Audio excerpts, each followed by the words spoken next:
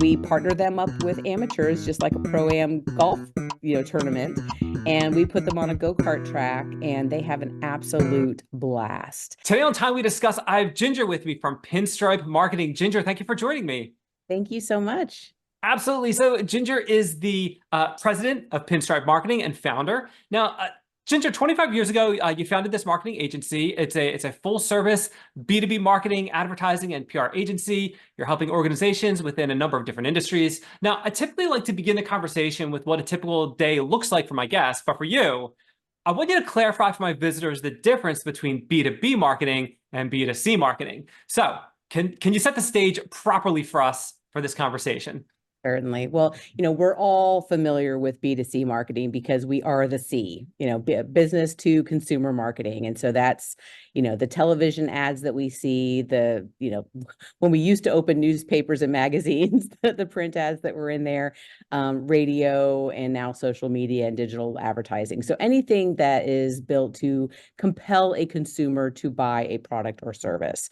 And so we're like I said, we're all very familiar with that. B2B marketing is just business to business. And so businesses selling to other businesses. That's awesome. And that is perfect clarification. I love that. So let's jump into the typical. What's a typical day like for you as the president of Pinstripe Marketing? So a typical day is fairly untypical. A lot of it is still, emails, meetings like this. My role as president is really about business development and, marketing the agency as in B2B, going out to different organizations, associations, luncheons, conferences, networking events to get our name out there. And so I'm involved in a lot of organizations and associations. I've got lunches scheduled almost every day with clients, prospects, referral sources, and friends, just to keep us top of mind. And I'm also getting a little bit more back into the day-to-day in account management. So there are several clients that I still work with on a regular basis and help them with strategy, marketing planning, and kind of managing the output of the team. So whether that's, copywriting, design, web development, event planning, public relations, all of those things, making sure that the team runs well. In working with your clients, I know typically marketing agencies, they typically cater to certain industries. So it might be within healthcare or technology or something like that. So for starters, what industries do you service, and how difficult is it to then add on additional industries? What's that like? That's a great question. We're located in Tampa Bay, Florida. And so the majority of the agencies in this market focus on restaurants and retail and tourism and hospitality and all the things that kind of bring people to paradise. We're very different in this market there where we focus on B2B, specifically professional services. So I come from a legal background, and that's kind of where I started because when I realized that there were absolutely no agencies that understood how to work with lawyers or law firms, these very flat organizations where everybody has an opinion, everybody gets a say, and it's a little bit more of a challenging task. And so I started off focusing on law, and then realized that, wow, working with lawyers all day, every day was going to pickle my brain. And so, we kind of added on other professional services, ones that were, kind of structured the same way, with really smart people that kind of picked their path in life, that they knew that they were going to be an architect, an engineer, they were going into construction, they were going into healthcare, technology. So they picked their path in life and built a business around that. So we work with law, finance, healthcare, engineering, architecture, technology. And then, we all kind of have a soft spot for nonprofits. And so we kind of shove them in there a little bit. But as far as adding as long as they have that B2B structure, in most cases, it's fairly simple to put them into the structure of the agency. Where we have to really hone our skills, particularly, is on the copy and content side. And so really understanding those industries and how those organizations are run and the services that they provide, So we don't have to spend a whole lot of time with our client explaining to us what they do. We can really focus on what makes them different in the market, what the differentiators are among their competitors. And so we can fine tune those content and copy pieces to really help them stand out. Because on paper, a lot of times it's apples to apples. It's very hard to differentiate these kinds of firms. A couple of weeks ago, a video went live for a small company in New Jersey, Little Guy AI. And what he likes to do is partner with small companies and try to, how do I want to phrase this? Leverage AI technologies to kind of do some of the heavy lifting when it comes to the marketing, the writing, using AI as a tool. Now, from you, an agency of your size, I don't know how large your agency is, if it's, in the hundreds or thousands of people, but of an agency your size, are you leveraging tools like that at all to take on some of the heavy lifting with like content writing and then tweaking it? What does that look like for you? Yeah, AI, this is something that, I think we're all just starting to learn about and how we can leverage it. And, obviously working with lawyers, they put the fear of God in us a lot of times because, fundamentally anything that you put into AI becomes part of the learning set. And so if you were to put in any kind of trade secrets or information that is private or personal, that's now public. And, you can't get that back. And then anything that is output from AI is not copyrightable. And so you don't own that. And so we are very, very careful in how we leverage AI. So anything that is going to be, put into a document, put out on the web, we don't use AI for those things because it cannot be copyrightable. However, we use AI for a lot of the research and asking the questions and getting the little tidbits and things that we may miss to kind of speed that process. And so we'll start the prompt with act as if you are the client of an engineering firm. These are the things that typically keep you up at night. What trends are you seeing in 2024 and beyond that may affect that market? So using it more on the research side versus on the marketing and content output side. Now, stick with that for one more second. Yeah. How did that process begin within your organization? Did someone say, hey, let's give this a try? Was it very formal, or was this kind of like someone in their spare time how did that unfold? Absolutely. Like everything. I mean, we're a very small organization. I mean, there's only, 6, 7 of us. And then I've got a team of maybe a dozen or so freelancers that have those specialist things that we bring in for specific projects. And so it's all organic. And so it's like, hey, I was playing around with this tool. This was what, a year and a half ago, called Chat GPT, and it's really awesome. And take a look at this. And then we start looking at it, it's like, oh, well, that's interesting. And I wonder what we can put in it. But of course, we had people on one side going, that's going to take our jobs. And then people on the other side saying, oh my God, this is going to like free us up to do actually other work. So we have to find the place in between. And I think, not only as an agency, as an industry, as a collective, people, that we've got a lot to learn on exactly how to use the tool effectively and efficiently and responsibly, but also, how to do that. So, we've all seen the memes about how, like, well, how come AI gets to do, all the artistic and songwriting and all this other stuff, and we still have to wash dishes and, and all those things. So, I think it's really an interesting and fascinating element that has been introduced into our agency. But, we had the same conversations when, Adobe Photoshop came out. Like, oh, that's going to kill the photo editing world. It's like, no, it's only enhanced it. So figuring out really how to use it is going to be the key. Like I said to Steve from Little Guy AI, it's a great tool. We should use it as a tool. It has a little ways to go, but it's going to be useful, I think, as a tool. Yeah, and the improvements so far have already been amazing. So I think we're only going to see that exponentially, and it's going to be one of those that really evolves itself very, very fast. So we got to hang on and figure out how to use it, or else we're going to be left behind. Ginger, let's go in the past. Let's talk about how you started your agency. How did that all unfold for you? Well, I'm a super nerd, and I decided that I was going to have an ad agency when I was in the 7th grade. And so everything I did from that point was really focused on that end goal. And whether, it was serving on the newspaper staff, doing yearbooks and things. I went to Florida State for advertising, and was involved in every kind of organization there. So it was, Ag Club and the Communication Honor Society and Women in Communications and on and on and on.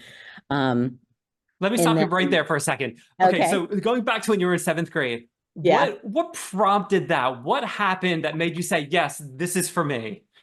I don't recall exactly what it was, but that was the era. I mean, I'd grown up watching Bewitched, and so Darren would go to his ad agency every day, and I thought that looked really cool.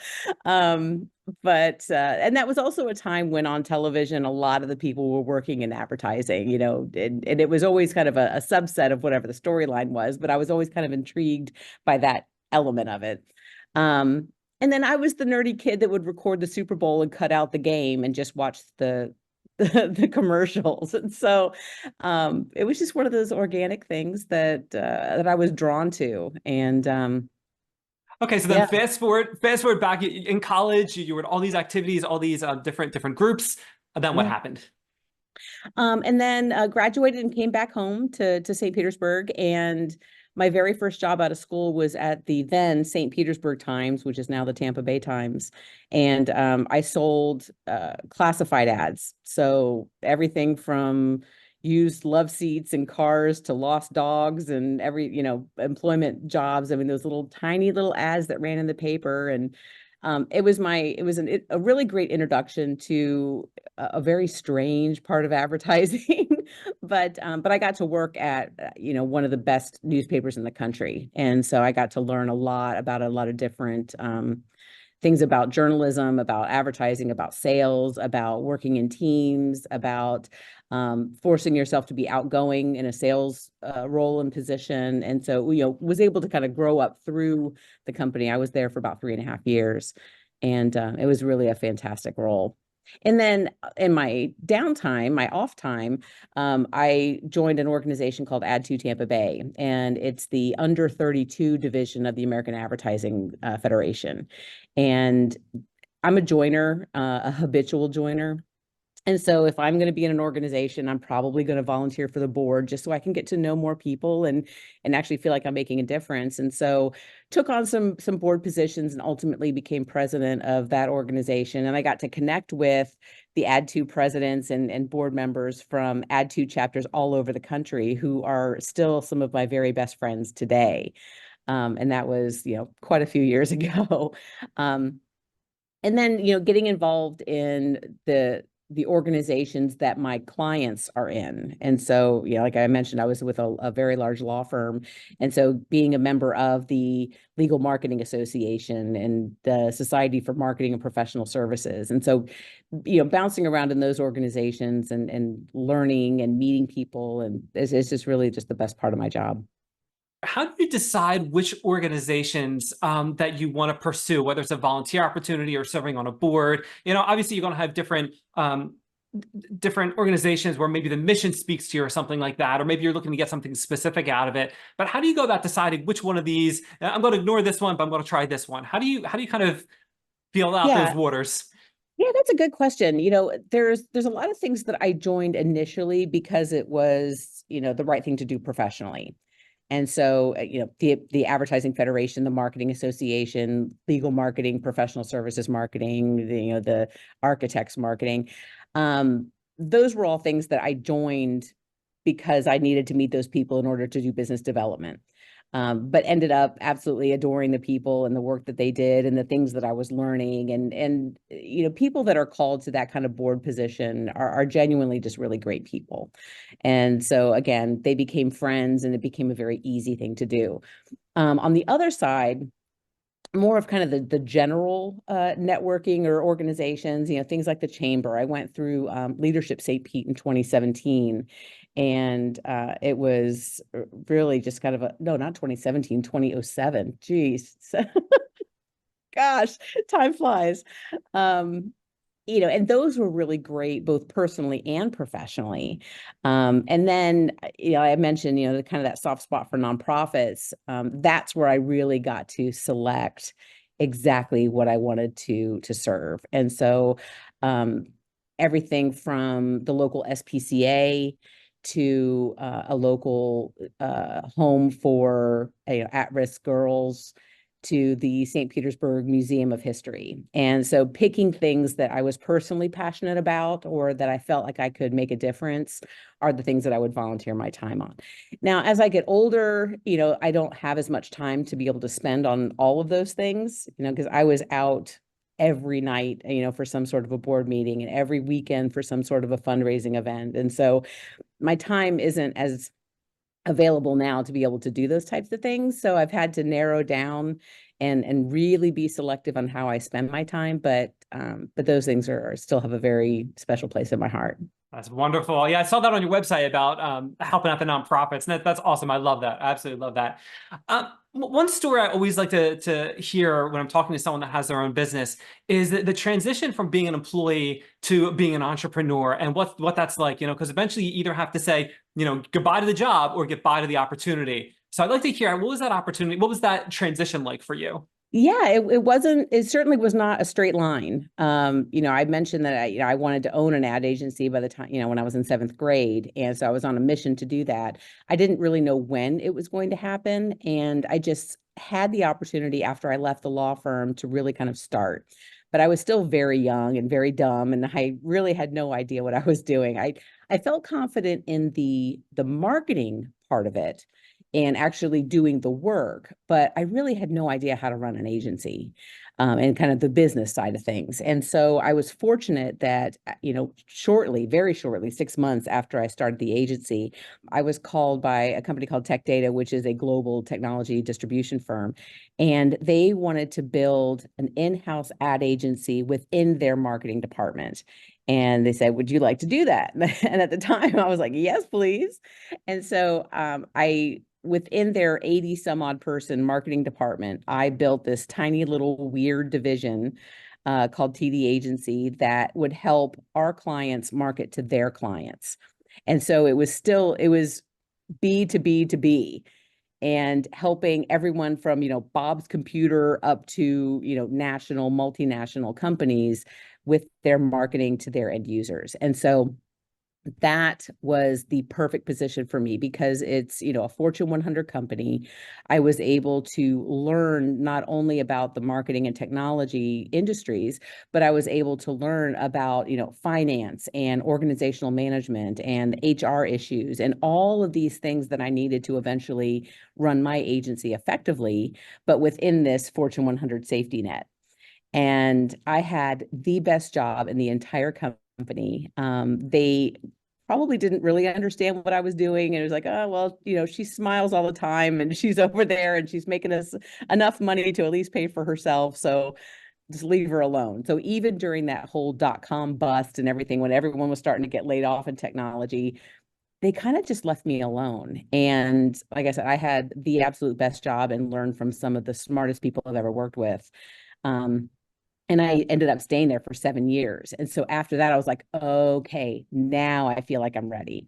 And so then I went back to Pinstripe and hit it the ground running. And actually, Tech Data and some of the manufacturers ended up coming along as clients. And so it was really the best of both worlds. Terrifying and thrilling all at once, stepping out that first time, but obviously well worth it, 25 years later. Now, how often does this happen when either someone joins your organization or someone leaves your organization, that they bring in people with them from like a previous employer, that the business likes to work with them so much that they come with them, and the same thing if they exit? Does that ever happen to you? Yeah, so in the industry, that's very, very common. With my agency, not as common because we're small. I don't have the budget to bring in people with, 15, 20 years of experience in a book of business to come along with them. So a lot of the folks that I hire are fairly green, a few years out of school, they've got some experience. And maybe they're transitioning from another type of position into marketing because it's something that they're passionate about. And this is their first opportunity. And so we haven't really been able to get a lot of, clients coming in with an employee. But because we're small, everybody is responsible for business development. And, some of us, it's on the job title, but, others, it's just kind of, part of the nature of what we do. And so I can look through our book of business and point to business that has come in from copy, from design, from web. But I think, and fortunately, none of our business has left with those employees that have grown up and flown out of the nest. But yeah, that for the industry, that's very, very common. Okay, okay, and it's very common for people to bring in their own people, or to try to bring in people. Okay, gotcha. For sure. Yeah. Now you talked about people looking to transition into this type of career. What does that typically look like? If you're dealing with someone that they're looking to have a career change midlife or something like that, you know, they may have done something tangentially related or not related at all, but they have the passion for doing this. What are some steps that they can take to try to go down this road and work in a marketing agency in some capacity? So much of marketing is instinct, and it's the tools and the methods that we learn. But really, it's about understanding people and being curious. And that's something that I feel like we're starting to lose a little bit, is that natural curiosity that, you know, we're constantly handed everything that we need to know, that we need to find, that, you know, that natural curiosity of wanting to find out more and asking questions and pulling things out of people. And you know, in your position as a podcaster, I mean, that's kind of your job. That's what you get to do all day. But that's rare. And especially to be able to do it well is becoming even more rare. But for people that have that instinct or that passion, the information is everywhere now. That, you know, on social media, I mean, you can, you know, two more scrolls and you're going to find someone talking about, you know, marketing, or, you know, buying their program, or doing something like that, signing up for their list and getting these little freebies. And I think the more that you can collect that information and start following them, you'll start to find the threads of, you know, what's real and versus kind of what's sales speak. Looking to the masters, you know, this probably isn't very popular anymore, but looking at, you know, the old DDB stuff, you know, Ogilvy and some, you know, for pure advertising, because the concepts are evergreen. Those still work today. It's just, you know, where we're putting it is different. Instead of running it on television, it's going on YouTube. That there's a lot of really great information about human psychology that we can glean from those guys. But I mean, it's everywhere. And so, you know, a lot of it is, you know, approaching an agency. Internships are still a thing. And you don't have to be in school to have an internship. I don't believe in unpaid internships. I think that if you're going to be spending your time, that your time is valuable. It may not be as much as, you know, the employee, but, you know, we try to take care of folks by, you know, you're going to get this, you're paid for your time, but you're also getting lunch, and you're getting, you know, different bonuses and things as you're doing other work for clients and things like that. So, you know, just reaching out and following the agencies and looking at the work and the clients that are working on, and finding, you know, what speaks to you, what you're interested in. Finding specialty agencies that work in vertical markets that make sense, you know, for your passions. Those are all ways to be able, and then getting involved in those organizations that, you know, if you are interested in legal marketing, to join the local chapter of the Legal Marketing Association. That fundamentally everyone wants to help everyone else. And if you get to know those people, they will find a spot for you. Ginger, that is awesome. I love all of that information. I feel like that is so helpful to so many different people. So thank you for that. So something you did mention, you talked about social media and kind of advertising space within that, which made me think of this. Many episodes ago, I talked to a social media marketer, Bill, and he was one of the things I mentioned to him. I talked about ad blocking software and how that was affecting the advertising that they were buying. And he said he wasn't really seeing much of an impact, but I'm curious from your perspective, are you seeing any of that? Is that an issue for you? Yeah, we don't do a ton of digital marketing. You know, most of what we do is focused on, you know, Google Ads and the display functionality and things like that. A little bit of YouTube, but we don't do enough for ad blockers and things to make any kind of an impact on us. On the other side of that, though, our industries don't really fall in that, because, you know, the ad blocking tends to be on the B2C side. that, we're focusing on, the advertising that's appearing on association. So it's more targeted than blanketed.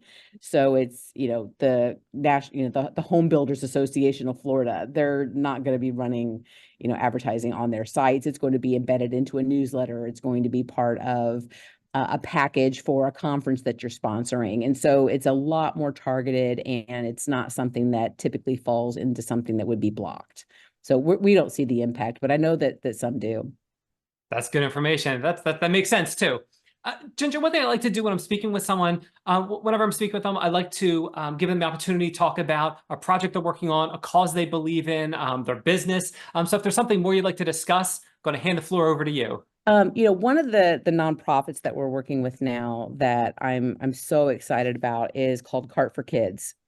And it was started in, I think, 2012 in response to IndyCar driver Dan Weldon passing in an accident on the Las Vegas track.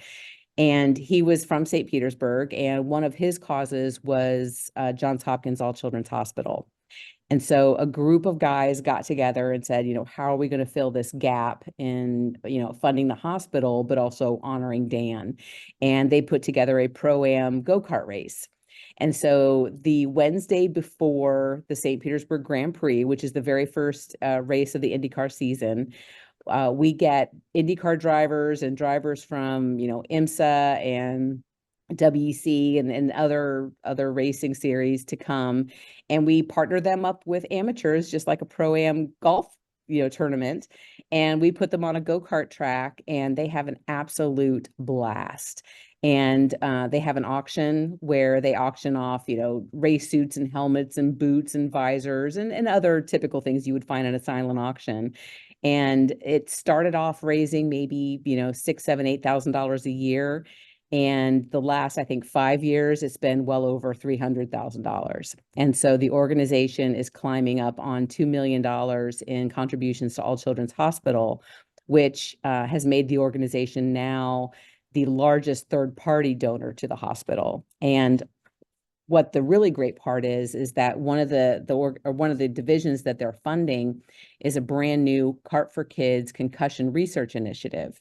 And so we've been able to make the introduction between the hospital and IndyCar to share all of their concussion research. So as the drivers are injured or they're in a wreck or whatever, they go through the protocols to determine if they've suffered a concussion, and they're sharing that information back with the hospital.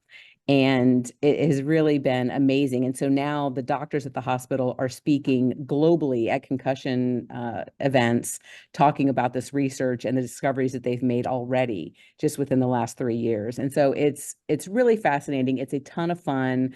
I'm a motorsport nerd, and so it's a great fit for me and the agency. And so we get to do a lot of the marketing and PR and things for it. That's awesome. That is such a good cause. I was talking to someone a couple of weeks ago, and I wish I could remember who it was, but I said, anything for the kids is always like a soft spot for me. I really appreciate that. So that's an awesome thing that you're sharing. I'll make sure I get those links from you so that I can put them in the show notes and share them with everyone that's looking for that information.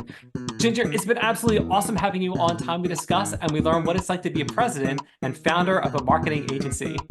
So nice to meet you, Dan.